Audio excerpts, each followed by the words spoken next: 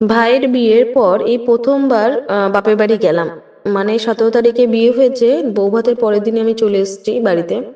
আর সময় পাইনি যে বাপের বাড়ি যাব। এই আজকে বাপের বাড়ি গেছি এবং আমরা সবাই মিলে বেরিয়ে পড়েছি বেলুড় মঠ যাব। ভাই বহু বছর পর আমি বেলুড় মঠ যাচ্ছি। আসলে মজার কথা কি বলতো, ভাইয়ের বউ অনেকটা দূর থেকে এসছে, মানে আলিপুর দুয়ারে ওর বাপের বাড়ি, এবং ও কোনোটাই চেনে না আর কি, বেলুড় মঠ কোনোদিন যায়নি, তো ওকে নিয়েও যাব। ওর ফার্স্ট টাইম ভিজিট। তো গাড়ি চালাচ্ছে অনেক।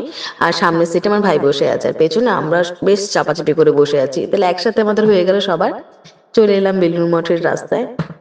এই বেলুড় মঠের সাথে না আমার ছোটবেলার অনেক স্মৃতি জড়িয়ে আছে। স্মৃতিটা এমন, বেশ অনেক বছর পরেই এলাম, বেলুড় মঠটা অনেকটা পাল্টে গেছে। আসলে বেলুড় মঠের সাথে অনেক পুরনো স্মৃতি আছে, অনেক সম্পর্ক আছে। কিরকম বলতো, আমি পড়তাম স্কুলে বেলুড় গার্লসে, আর আমার বাড়ি ছিল লিলুয়াতে। বেলুড় গার্লসে খুব বেশি সময় আমি কাটাইনি, 11-12 পড়েছি। তো আমরা লিলুয়া থেকে যখন বেলুড় গার্লসে আসতাম, আমরা ট্রেকারে করে আসতাম। আমরা 8-9 জন মেয়ে একসাথে আসতাম। তো তখন এত মজার ঘটনাগুলো ঘটতো। তখন অ্যাকচুয়ালি বেলুড় মঠে আসার জন্য বাহানা খুঁজতে হতো না। কিরম ভাবে হয়ে যেত, আমরা যখন রেলওয়ে স্টেশন থেকে পার হতাম, তখন রেলওয়ে স্টেশনে রেল গেট পড়তো, তখন ফ্লাইওভার আমাদের ছিল না। তো রেল গেট পড়লে প্রায়শই আমরা গেট মিস করে ফেলতাম, এবং গেট মিস করলে স্কুলে ঢোকার টাইমটা পেরিয়ে যেত। আর যে স্কুলে ঢোকার টাইমটা পেরিয়ে যেত, স্কুলে আর ঢুকতে দিত না। তখন আমরা কি করতাম, আমাদের ট্রেকার ড্রাইভারকে, দাদাকে কতবার রিকোয়েস্ট করে বেলুড় মঠে নিয়ে আসতে বলতাম, এবং আমরা বেলুড় মঠে একটুখানি বসে আড্ডা মেরে একটু ফুচকা আলু কাবড়ি খেয়ে বাড়ি চলে যেতাম। তো এরকম প্রায় প্রায় ঘটনা ঘটতো, মাসে একবার বা 4-5 মাসে একবার। তো দিনগুলো মানে এত সুন্দর কেটেছে বেলুড় মঠে, তো ওই স্মৃতিগুলো একটা তাজা হয়ে গেল। আজকে বেলুড় মঠে আসছে প্রায় 8-9 বছর পর। বেলুড় মঠ আমার বাড়ি থেকে মিনিট 10-এর রাস্তা। রোজই প্রায়ই প্রায়ই আমরা বেলুড় মঠের রাস্তার উপর দিয়ে যাই বাইকে করে, কিন্তু কখনোই বেলুড় মঠে ঢোকা হয় না। কেন ঢোকা হয় না, কারণ কি প্রয়োজন পড়ে না, সময়টা এত কম।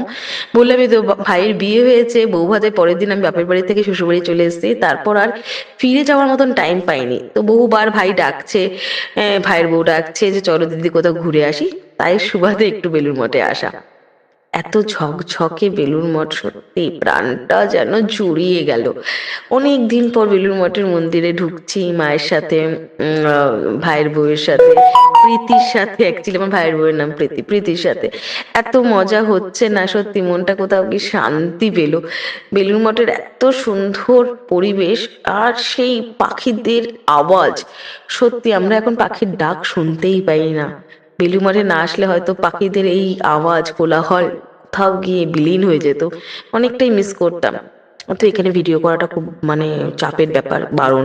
তো আমি ভেতরে যখন ঢুকেছি তখন ভিডিও করতে পারিনি, যখন ভেতর থেকে বেরিয়েছি তখন হালকা ফুলকা একটু ভিডিও করেছি। ভিডিও করাটা একটা নেশা হয়ে গেছে আমার এখন আস্তে আস্তে। তো আমার সাথে কেউ বেরোলে ভীষণ বিরক্ত হয় ভিডিও নিয়ে। কি করবো, নেশা হয়ে গেছে, তো সেটা ছাড়তেও পারছি না। আর সময়ের এত অভাব। আমরা গেছি কালকে, অ্যাকচুয়ালি সানডেতে। বললাম না, এটা প্রথম সানডে ভাইয়ের বিয়ের পর যেখানে আমি বাপের বাড়ি থেকে শ্বশুর বাড়িতে গেলাম সময়ের অভাবে। তো তখন ভিডিওটা করেছি, বাট ওটাকে যে একটা পোস্ট করব, একটু আওয়াজ দেবো, সেটা সময় নেই।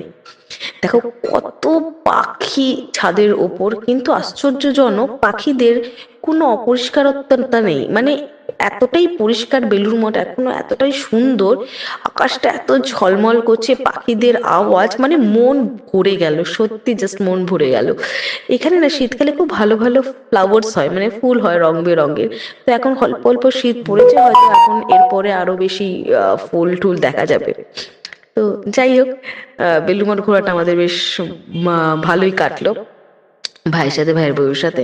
জানি না আবার কবে আসবো। একটু গঙ্গার ঘাটে গেছি, তার মধ্যেই শুরু হয়ে গেল বাঁশি বাজানো।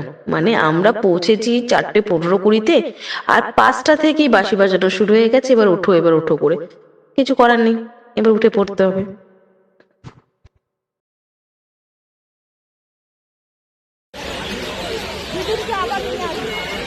এখানে পাখির আওয়াজ কি সুন্দর।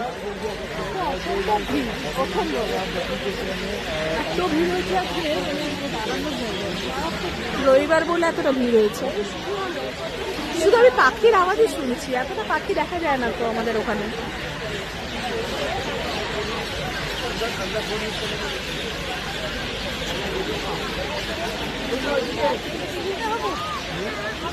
হ্যাঁ?